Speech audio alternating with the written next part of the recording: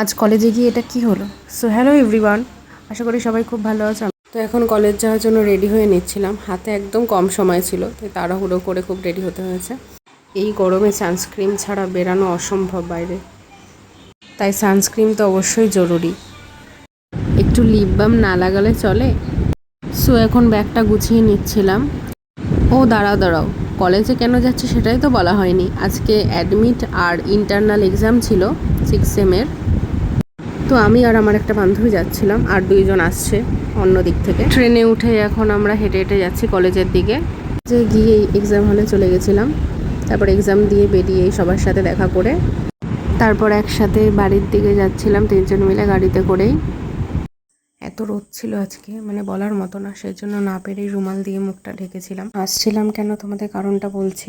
ছাতা নিয়ে গাড়ি চালাচ্ছিল, সেই জন্য হাওয়ায় ছাতা ঠিক করে ধরাই যাচ্ছিল না।